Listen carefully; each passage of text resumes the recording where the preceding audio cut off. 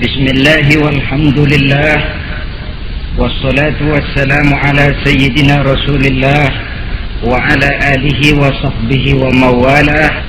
La hawla wa la quwwata illa billah, amma ba'd. Saudara-saudara kaum muslimin rahimakumullah, suatu hari ketika baginda Rasul masuk ke dalam masjid, didapatinya seorang sahabat tengah khusyuk bertafakur di dalam masjid. Sahabat itu bernama Abi Dzar Al-Ghifari. Dihampiri beliau oleh baginda Rasul, kemudian ditanya, "Hai Abi Dzar, begitu khusyuk dan tafakur engkau di dalam masjid, gerangan apa permohonanmu kepada Allah di tempat yang suci ini?" Abi Dzar menjawab, "Maafkan saya ya Rasul. Saya dari tadi di masjid di sini ini bukan berdoa, lalu wirid juga tidak, i'tikaf ya setengah i'tikaf. Habis kenapa kamu di sini?" "Saya menghindar orang ya Rasul."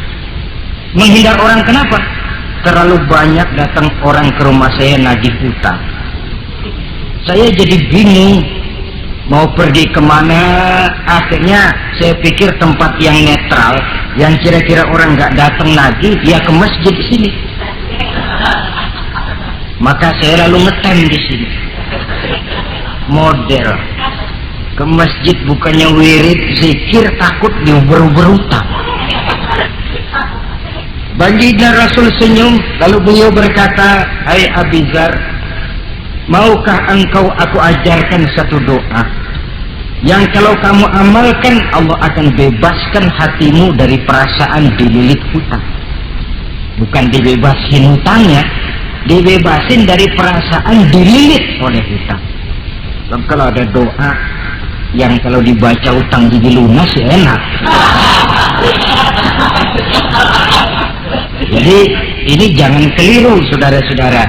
Kalau diamalkan hati bebas dari perasaan dililit oleh hutang. Mau ya Rasul? Lalu diajarkanlah doa itu, Allahumma inni a'udzubika minal hammi wal hazan wa minal ajzi wal kasal wa minal jubni wal bukhl wa min ghalabatid dain wa qahrir rijal. Ma'asyiral muslimin rahimakumullah, banyak di antara kita yang kalau diajarkan satu doa lalu tidak mengukur diri antara doa itu dengan pribadi kita. Padahal syarat di antara kabulnya doa sejak dari adab berdoa sudah diajarkan.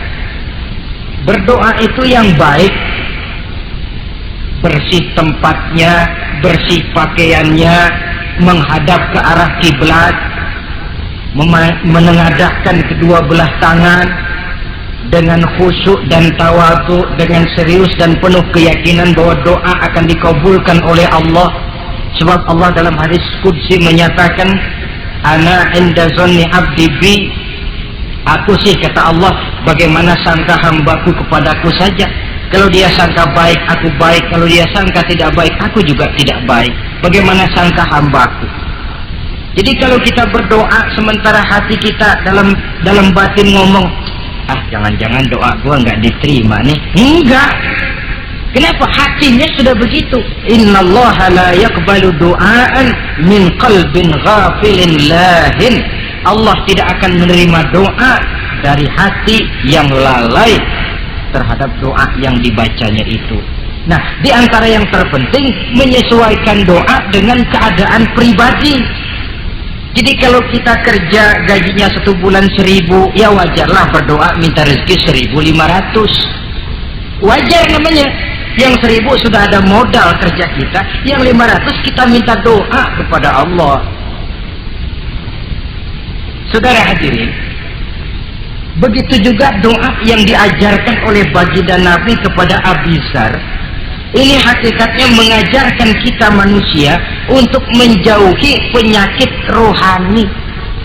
Doa ini mengajarkan 8 macam penyakit rohani yang menjadi dinding antara kita dengan Allah. Dan penyakit rohani ini lebih bahaya daripada penyakit jasmani. Kenapa? Penyakit rohani tidak menyebabkan orang masuk neraka. Nah, maaf, penyakit jasmani tidak menyebabkan orang masuk neraka. Yang menyebabkan orang masuk neraka adalah penyakit rohani. Di akhirat itu nanti tidak ada penduduk neraka ditanya, "Mas, sampean kenapa masuk neraka?" "Anu Pak, saya di dunia dulu korengan."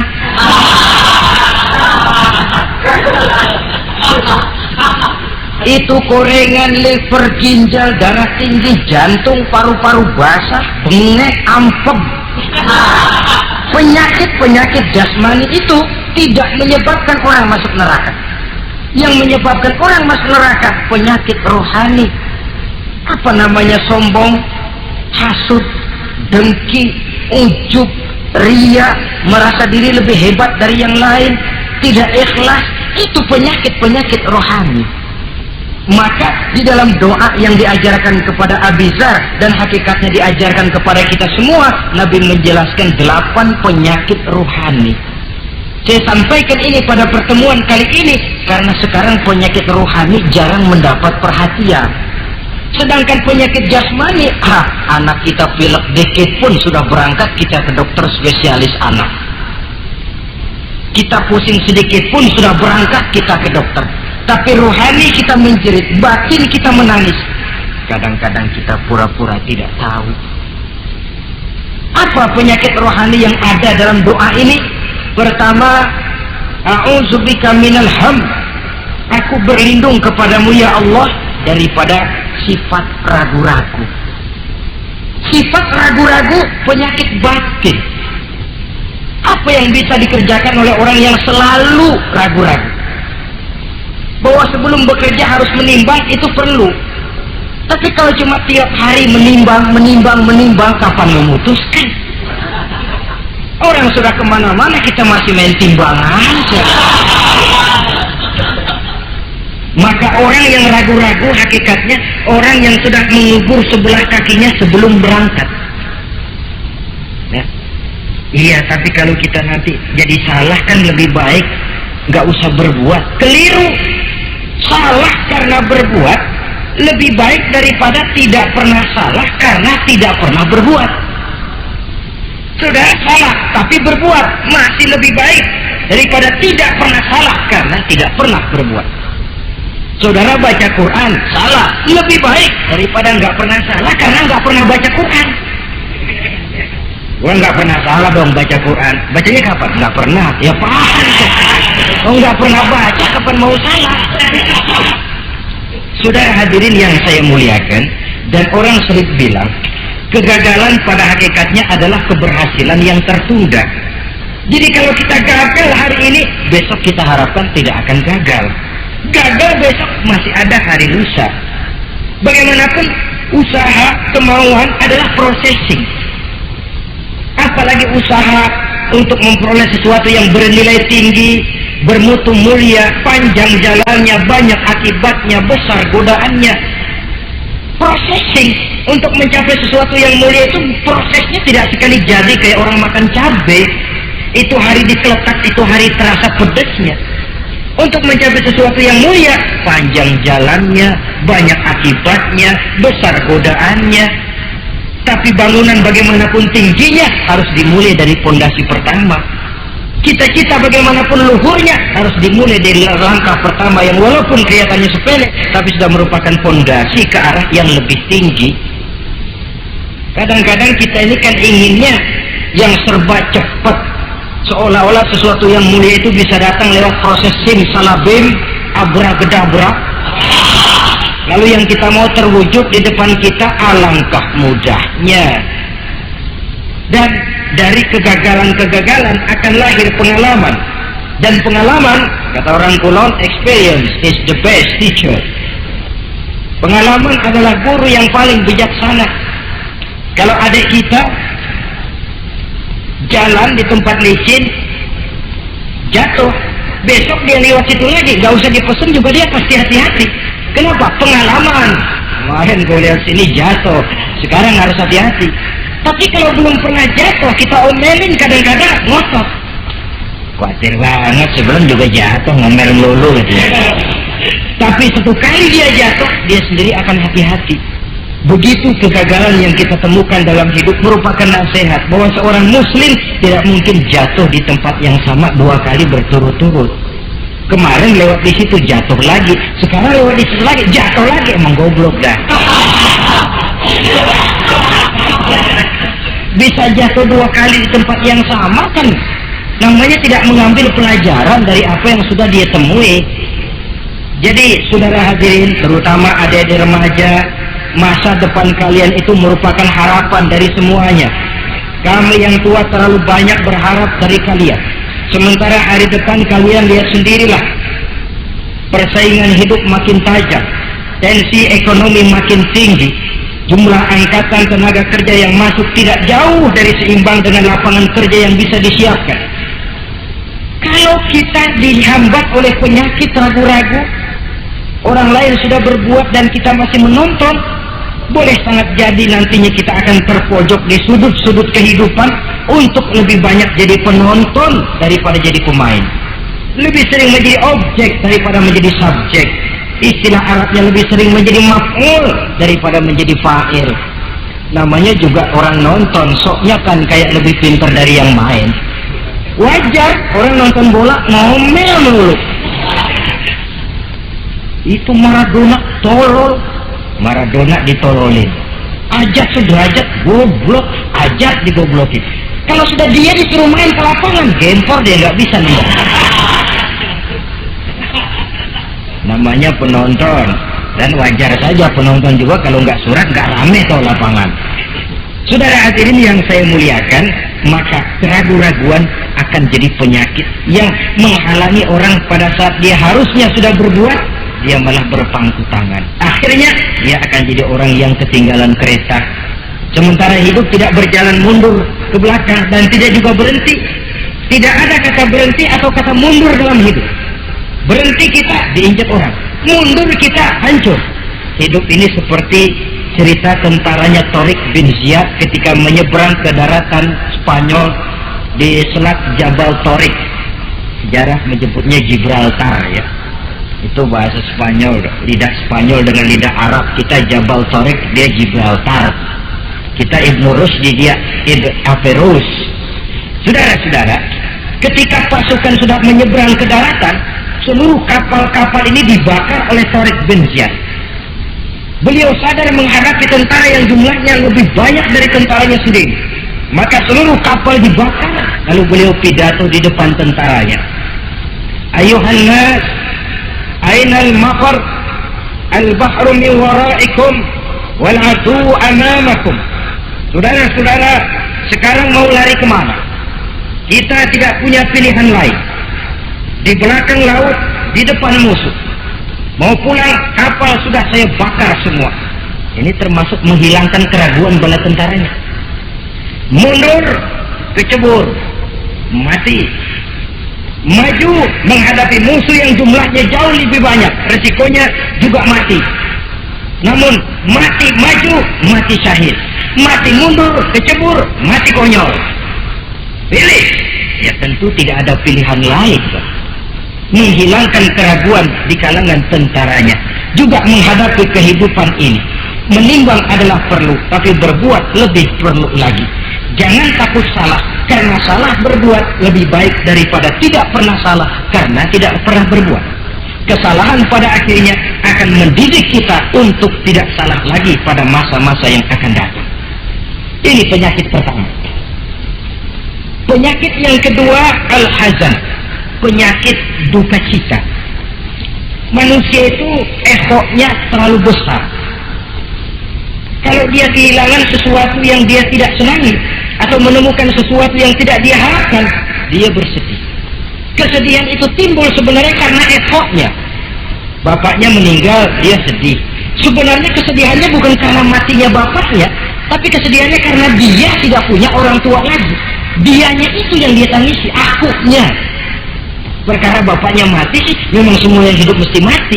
Tapi dia nggak punya bapak, itu yang lebih dia sedih. Akunya ini, egonya manusia itu. Seorang perempuan yang ditinggal mati oleh suaminya, dia menangis.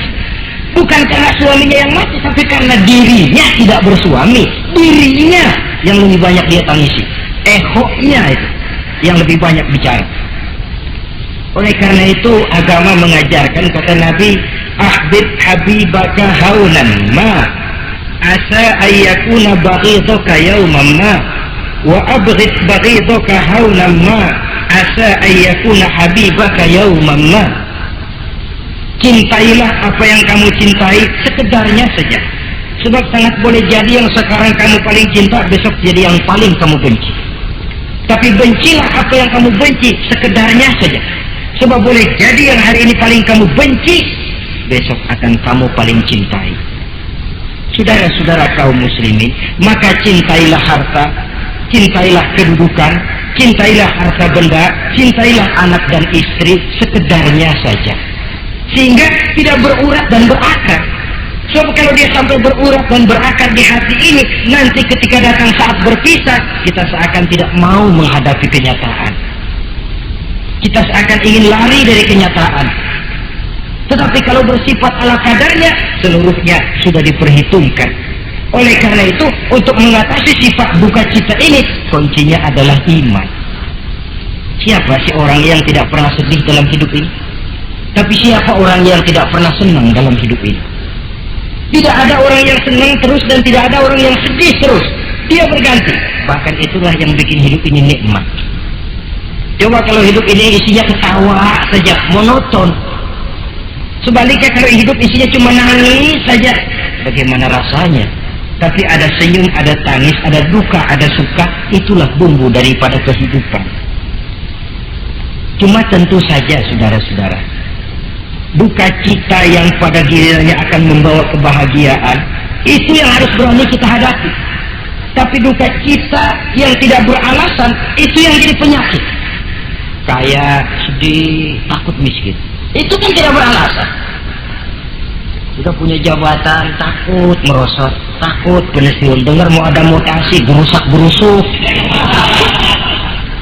Kan itu yang tidak beralasan.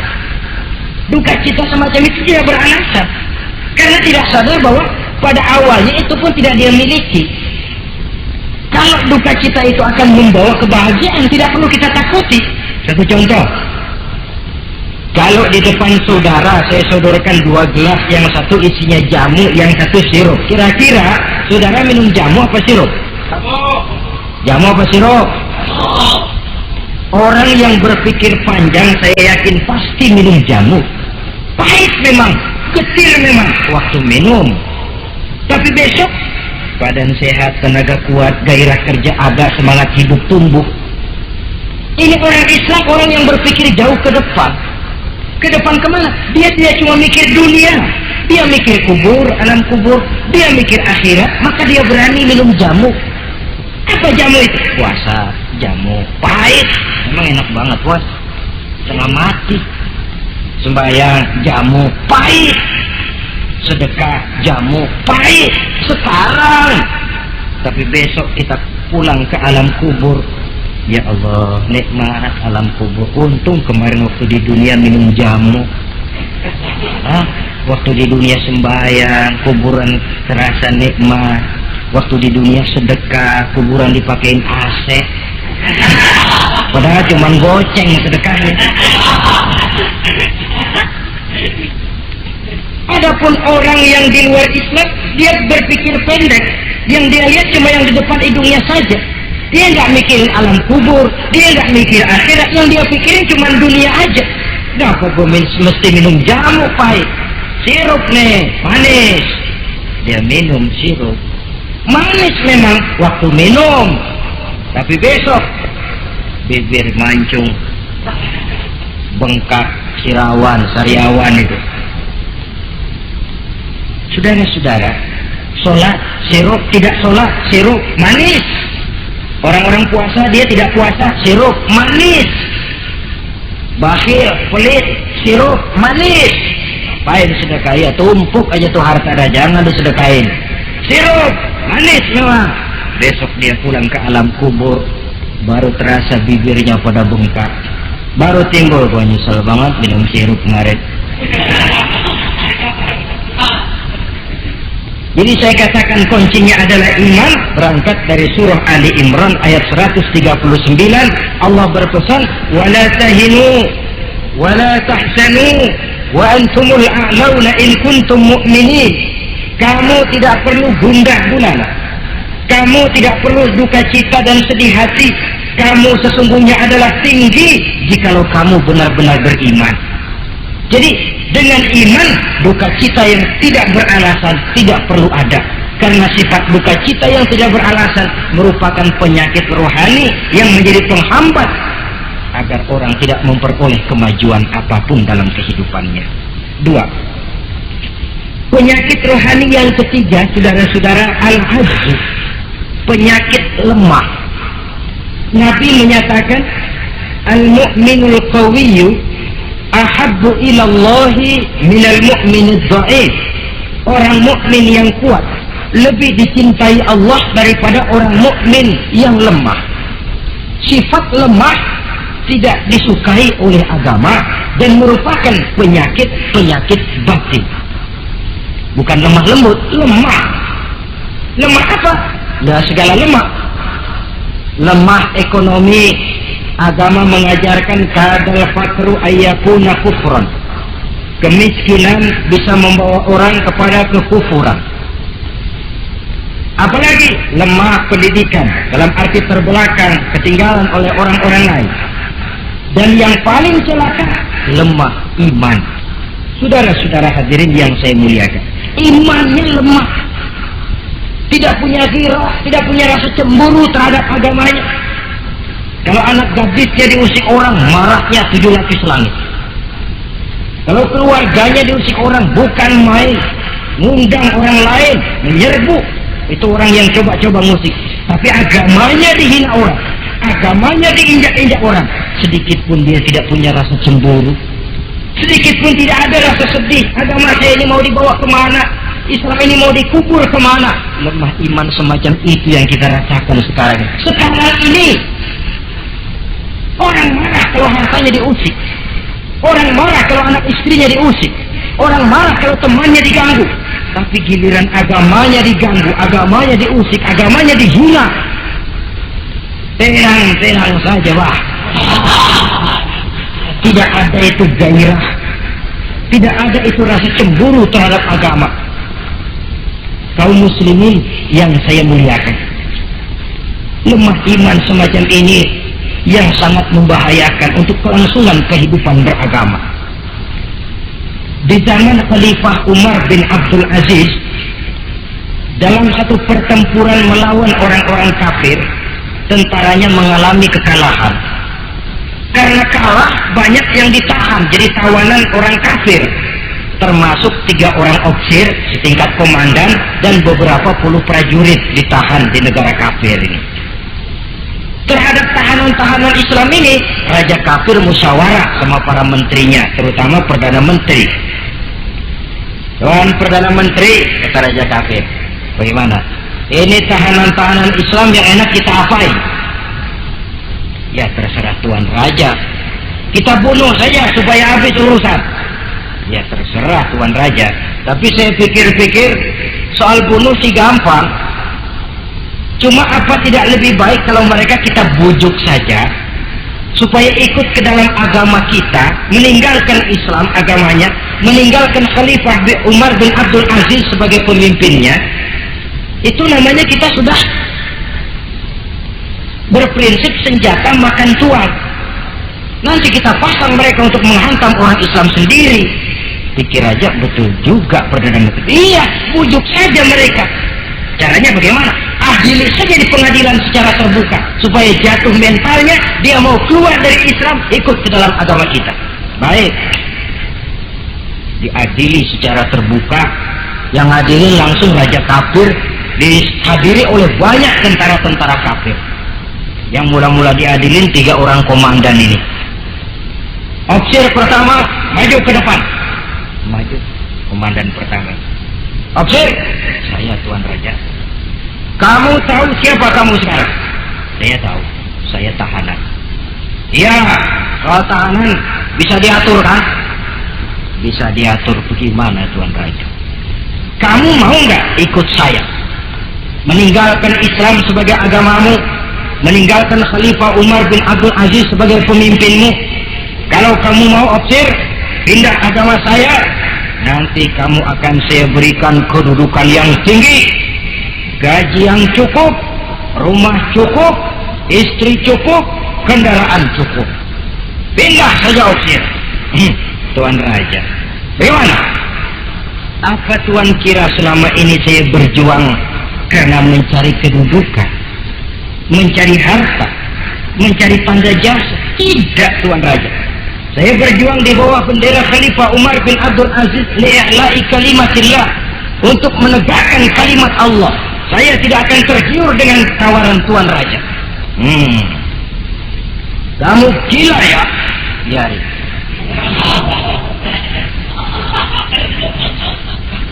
Kamu berani dari kemarin. Oke, kalau kamu tetap dengan pendirian kamu, kamu akan saya bunuh. Silahkan Tuan Raja. Lebih baik nyawa terpisah dari badan, asal iman jangan berpisah dari hati. Gila ini. Biarin. Bunuh. Datang Al-Fujur, dipancung kepalanya, putus lehernya dengan badannya pisah. Jatuh kepala itu ngejunting ke bawah, mutar kepala itu kayak orang tua sambil ngaji baca Quran. Tinggal kepalanya saja, bisa dengan badan masih sempat ngaji. Sampai Raja kafir bingung, minggir, ini ada kepala ngaji. Ayatnya yang dia baca, ya ayyatuhan nafsul mutmainnah irji'i ila rabbiki radiyatan mardiyah. Wahai jiwa yang tenang, kembalilah kamu menghadap Allah dengan ridho dan diridhoi. Engkau gugur sebagai syahid, tidak tergiur oleh bujukan harta, tahta dan kedudukan. Niatmu ikhlas karena Allah, kembalilah menghadap Allah dengan ridho dan diridhoi. Wadkhuli fi ibadi wadkhuli jannati, masuklah ke dalam golongan hamba-hambaku, masuklah ke dalam surgaku. Di penghujung ayat, matanya tertutup dengan rapat, bibirnya senyum menghadap Allah, gugur sebagai syahid. Raja kafir geleng kepala, dasar santri gila, sudah mau mati masih ngaji. Opsir yang kedua, komandan kedua yang jadi tahanan ini, kata Raja, opsir kedua, saya Tuan Raja. Kamu sudah lihat temanmu opsir pertama tadi? Sudah Tuan Raja. Mati kan? Mati. Kamu mau mati?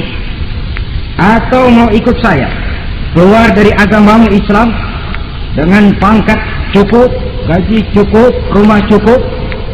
Bagaimana? Sudah Tuan Raja. Sudah apa? Sudah, jangan banyak omong.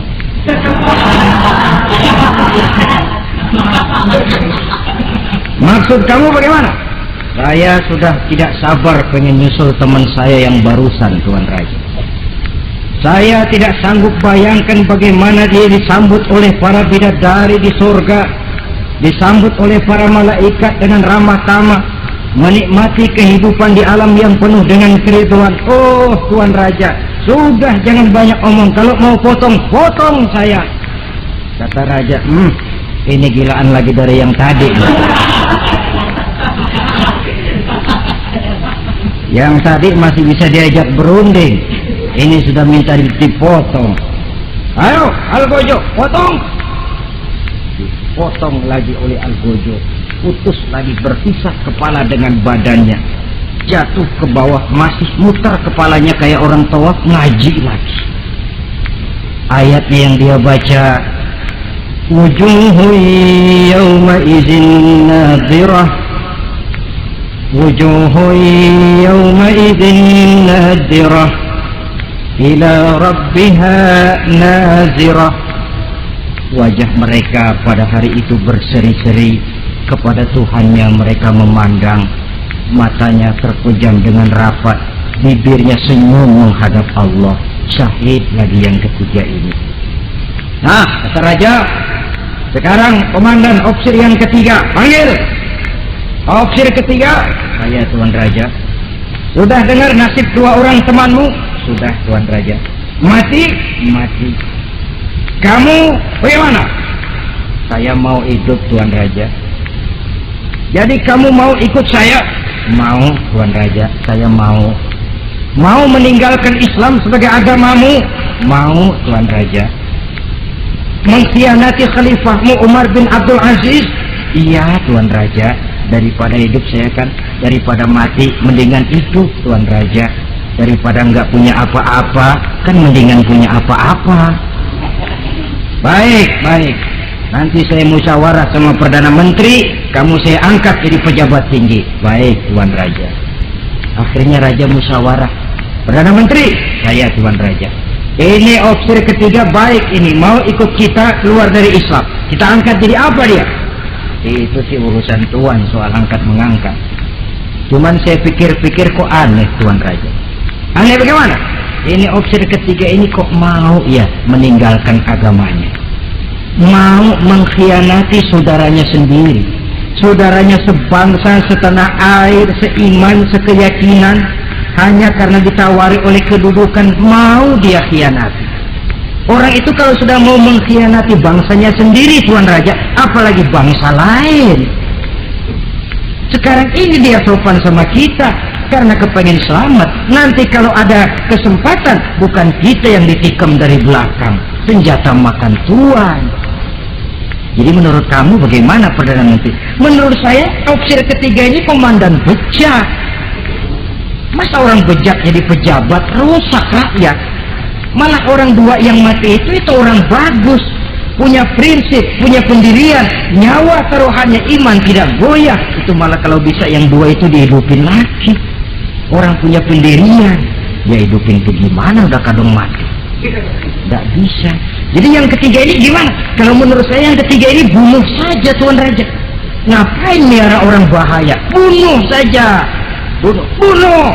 Iyalah kalau begitu bunuh saja. Betul juga kamu. Sidang dibuka kembali. Opsir ketiga, gimana Tuan Raja? Saya diangkat jadi apa?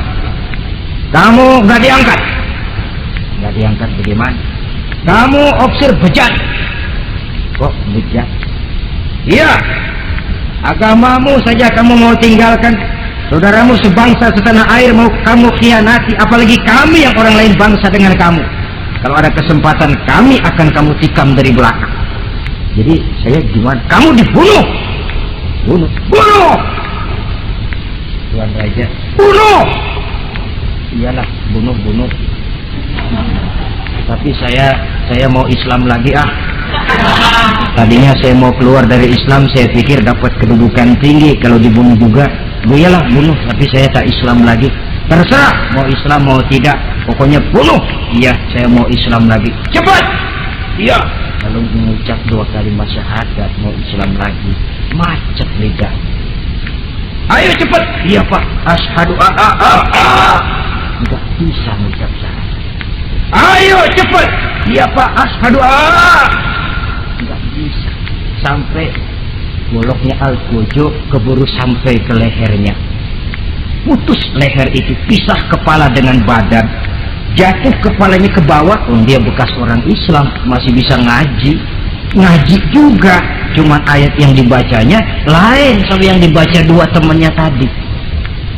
Ayat yang dia baca begini, afaman haqqat alaihi kalimatul azab afa anta tunkizu man finnar.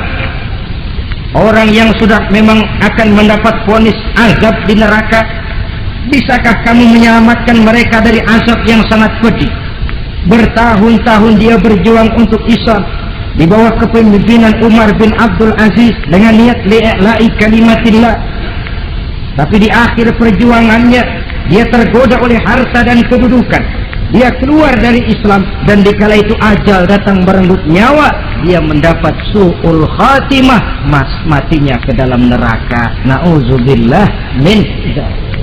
Ini termasuk lemah iman, saudara-saudara, dan itu penyakit yang bahaya.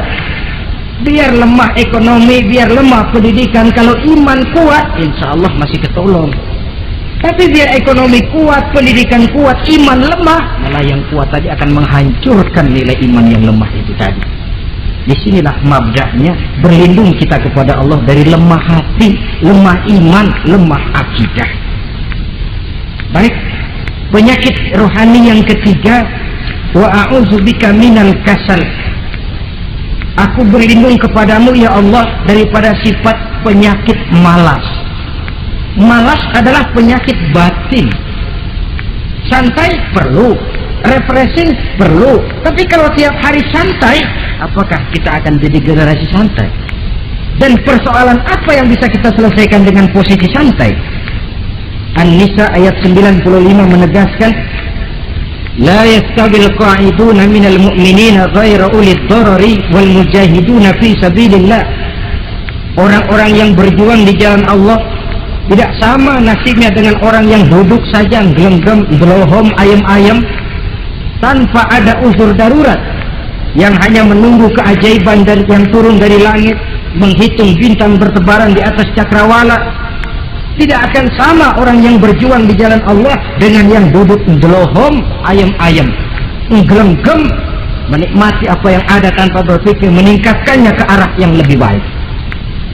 Ma'asyiral muslimin rahimakumullah, malas berusaha, malas beribadah adalah penyakit rohani yang ditiupkan oleh iblis ke dalam diri sanubari kita.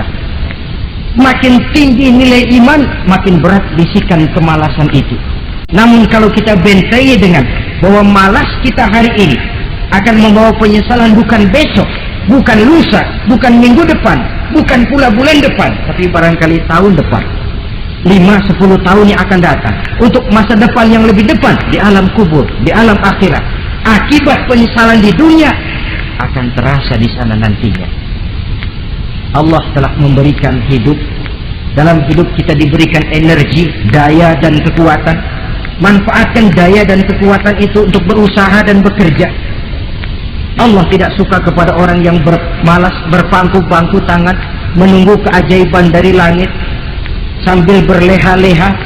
Allah suka kepada orang yang bekerja keras, karena seluruh rasul bekerja keras, seluruh para nabi bekerja keras. Saudara-saudara, hanya istana yang ditegakkan dalam khayalan saja yang bisa dijangkau dengan bermalas dan bersantai-santai. Tapi istana dalam wujud kenyataan hanya bisa dicapai dengan kerja keras dan semangat menghadapi kehidupan. Yang kelima, wa a'udzubika minal jubn. Kami berlindung kepadamu ya Allah daripada sifat takut.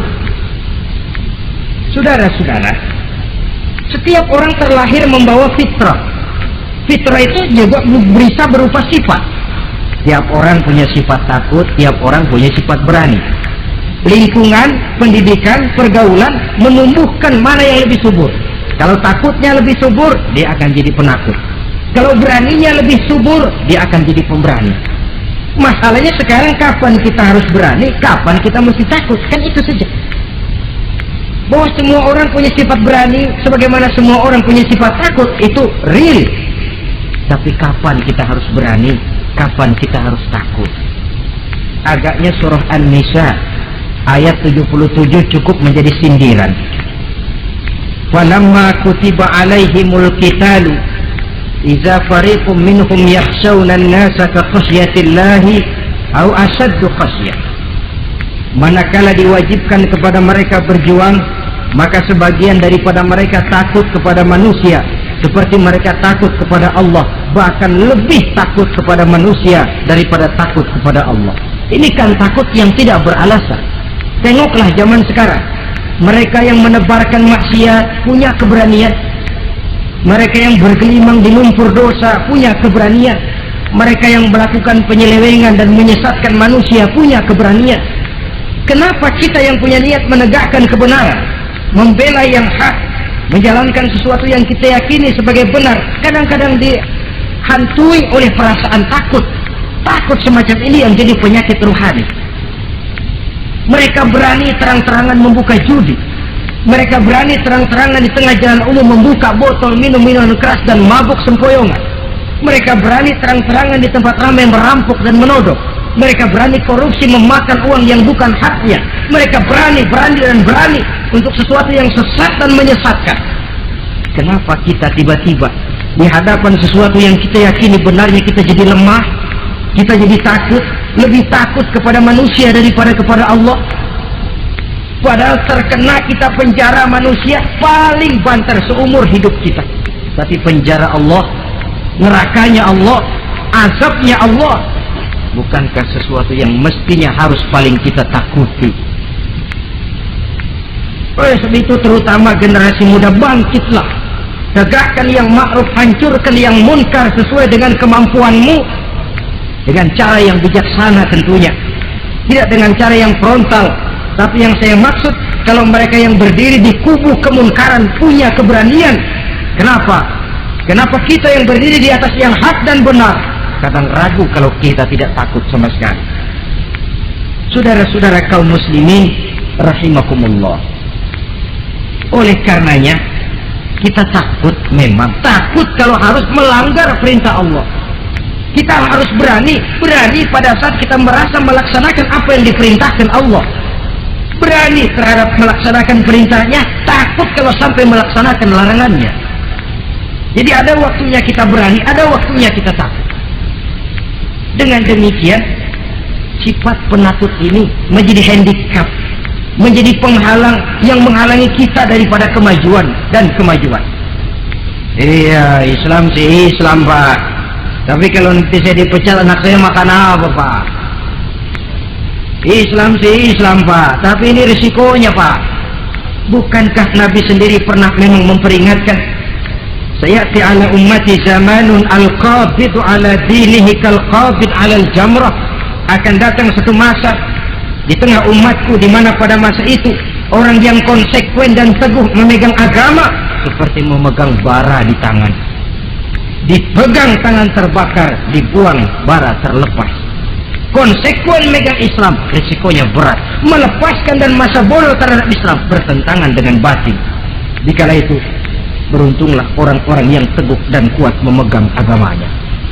Ma'asyiral muslimin rahimakumullah, hanya sifat berani yang menyebabkan Islam berhasil menembus dinding Jazirah Arabia, memasuki Bizantium dan Persia, mendarat di Spanyol, memasuki Selat Jabal Tariq, pada gilirannya mewarnai hampir 2/3 belahan bumi, menjadi mercusuar di lapangan ilmu dan peradaban. Berani karena benar. Jadi yang saya anjurkan itu bukan berani babi. Tahu berani babi? Mau nyeruduk aja. Berani yang tanpa perhitungan itu berani babi namanya, nyeruduk aja. Ya kalau kelempengan yang diseruduk tahu empuk. Tapi kalau yang diseruduk mesin giling kan bongkar kepala. Jadi bukan berani yang tanpa perhitungan, berani yang dengan taktik dan strategi. Sebab keberanian tanpa perhitungan akan menyebabkan kita menjadi orang yang ngawur. Dalam istilah sosial dinamakan trial and error, spekulasi namanya. Dan itu harus pulang kepada diri kita. Keberanian tidak bisa dipompakan, keberanian tidak bisa dicangkokkan, harus bermuara dari kita. Contoh saja, ketika Nabi dan Abu Bakar di Gua Sur, Quraisy kafir yang ngejar sampai di situ, kalau mereka nengok ke bawah Nabi akan kelihatan. Abu Bakar sedikit grogi, Nabi tampil dengan mantap, la takhaf wa la tahzan ya Abu Bakar, innallaha ma'ana. Abu Bakar, kamu tidak usah takut, kamu tidak usah khawatir, Allah bersama kita. Keberanian timbul karena yakin ini jalan Allah, yakin Allah pasti akan bela. Ya, keberanian itu nggak bisa dicangkokin, nggak bisa cuma teriak, saudara-saudara jangan takut, Allah bersama kita, mulutnya. Tapi kalau hatinya juga perang, apa iya, itu sudah tertarung di kaki sendiri. Jadi memang harus ada variasinya. Ibarat pepatah, tukang joget yang baik ngerti irama gendang. Kalau kita terlalu keras gampang dipatahin orang, kalau kita terlalu lemah diinjek terus. Mestinya tahu kapan mesti keras, tahu kapan mesti lemah lembut. Saudara hadirin yang saya muliakan, baiklah ya, itu penyakit yang kelima. Penyakit yang keenam, wa a'udzubika minal bukhl. Kami berlindung kepadamu ya Allah daripada sifat bukhl, pelit bin kikir alias medit. Ini penyakit rohani. Kenapa sih orang bisa kikir? Karena dia tidak sadar. Pokoknya duit saya ya keringat saya. Dia tidak sadar bahwa itu amanah. Dia tidak sadar bahwa dia kadang-kadang diberikan kehormatan oleh Allah untuk menjadi kran yang menyampaikan rezeki kepada orang lain. Rezeki dia cuma lewat tangan saya. Orang bakti yang nggak punya pikiran begitu. Yang ada yang di kantong saya, keringat saya, sama orang lain kagak ada urusan. Kalau dia sadar rezeki saya cuma lewat tangan, rezeki dia cuma lewat tangan saya, dia berfungsi sebagai kran, rasa bakhil itu tidak perlu ada. Yang kedua, orang bisa bakhil karena jama'a mala wa addada. Suka ngumpul-ngumpulnya harta lalu ngitung-ngitung. Ngitung. Orang kalau terlalu ngitung kan yang ada kurang dulu. Kebangetan ngitung dulu. Aduh, 10.000. Kalau 15.000 aja enak aturnya. Dapat 15.000, tanggung dikit lagi. Kalau 20 aja cukup dah nih. Yang nggak pernah cukup sesungguhnya jama'a malan wa addada. Kalau sudah kesina, dia akan sampai kepada yahsabu anna malahu akhlada. Dia akan menyangka bahwa harta itulah yang bisa mengekalkan dia, ya mengekalkan kebahagiaannya, ya mengekalkan keluarganya, ya mengekalkan umurnya, ya mengekalkan kehidupannya, sampai kepada tahapan keliru. Kalau sudah begitu, berat pisah sama harta. Duitnya 100.000, hilang 1.000. Yang hilang doang tuh yang dia pikirin. Yang masih ada yang 99.000 dia nggak ingat. Waduh, mati gua. Ngapa? Duit 1.000 hilang, mati. Mati. Padahal yang ada ketimbang yang hilang masih lebih banyak yang ada. Hilang itu yang 99, yang 1.000 yang dia ingat. Hilang 1.000, mati gua udah. Mati gitu. Kalau datang orang gantiin, lo jangan sedih dah, ini digantiin 1.000, bikin kenceng nangis nih. Kenapa nangis? Kenapa bikin nangis? Coba yang tadi nggak hilang jadi 2.000 kan? Ingat yang tadi hilang. Kapan syukurnya kalau sudah jama'a malan wa addada? Prosesnya akan sampai kepada yahsabu anna malahu akhlada. Memang harta itu bisa mengekalkan kita. Kapan? Kalau dia kita belanjakan di jalan Allah. Itu harta yang mengekalkan kebahagiaan. Kita berikan dia kepada yatim piatu. Kita berikan dia memperbaiki jalanan umum. Kita berikan dia membangun puskesmas. Kita berikan dia membangun masjid, pondok-pondok pesantren, memakmurkan majelis-majelis taklim. Itu harta yang mengekalkan kita. Adapun yang kita belikan, ya belikan pakaian pangkatnya toko. Bagus benar sekarang. 4-5 tahun yang akan datang lari ke dapur, bukan dibersihin, ngebersihin. Makanan yang paling enaknya waktu di tenggorokan, sudah masuk ke dalam perut, sudah nggak ada bedanya singkong dan sate. Malah besok pagi keluar bauan sate daripada singkong. Bedanya makanan cuma di kerongkongan saja. Saudara hadirin yang saya muliakan, jadi kalau sadarlah kita bahwa karunia yang datang itu memang amanah Allah, kenapa harus bakhil? Bahwa rezeki orang harus lewat tangan kita, kenapa harus mengelak? Tidak ada orang jatuh miskin karena dia dermawan. Tidak ada orang jadi susah karena banyak menolong orang. Karena mungkin keberkahannya yang penting itu. Dia menolong orang tidak bisa membalas, tapi Allah membukakan jalan lewat jalan lain yang tidak dia perkirakan sebelumnya. Ma'asyiral muslimin, apalagi kalau orang itu adalah orang yang dekat dengan kita. Maksud saya ibu bapak kita. Oh, itu balasannya paling kontan. Berbuat baik kepada ibu, berbuat baik kepada bapak. Ada rezeki sedikit, belikan makanan yang disenangi orang tua kita. Pak, ibu, alhamdulillah ada rezeki, ini makanan kesukaan bapak, ibu. Menurut kita sederhana, sepele, Allah akan balas itu paling kontan lewat jalan yang tidak kita sangka-sangka. Ibu bapak, yatim piatu terutama juga. Saudara kaum muslimin rahimakumullah. Oleh karenanya, sekali lagi tidak ada orang jadi kaya karena dia kikir, pelit. Kenapa sih tuh orang jadi miliuner? Oh, dia dari muda pelit banget. Tidak ada. Dan tidak ada orang jatuh bangkrut karena rajin sedekah. Kata Nabi, Inna shadaqatal mar'il muslim tazidu fil umri wa tadfa'u mitata su'i. Sesungguhnya sedekahnya seorang muslim bisa menambah panjang umur dan menyelamatkan orang dari mati secara su'ul khatimah. Panjang umur bisa artinya jumlahnya tambah, bisa berarti walaupun orangnya sudah mati, namanya tetap hidup dikenang orang kebaikannya. Itu pun panjang umur namanya. Namanya tidak hancur walaupun jasadnya hancur masuk ke dalam tanah dimakan oleh cacing tanah. Namanya akan hidup terus, bahkan ditulis dengan tinta emas dalam sejarah. Bakhil, pelit adalah penyakit batin. Dokternya agama dan kemauan diri merubahnya dengan sadar bahwa karunia adalah amanah. Ini penyakit bakhil nggak bisa ke rumah sakit, ke rumah dokter medis. Dokter, saya punya penyakit pelit, bagaimana ngobatinya? Suntik. Tidak bisa. Suntiknya adalah agama, saudara-saudara. Yang ketujuh, wa min ghalabatid dain, inti doa. Saya berlindung kepadamu ya Allah, jangan sampai ada perasaan dililit utang. Bahwa kita hidup tutup lubang, gali lubang itu biasa. Tapi kalau gali terus nggak pernah nutup, ini mau kejeblos namanya. Utang lalu nggak bayar-bayar, namanya gali lubang, nggak pernah nutupin. Bahkan Nabi pesan, alaikum biddain fa innahu hamun billail wa dani'un bin nahar. Kalau bisa kamu nggak usah ngutang. Kenapa? Utang itu siangnya bikin kita takut ketemu orang, malamnya bikin kita susah tidur.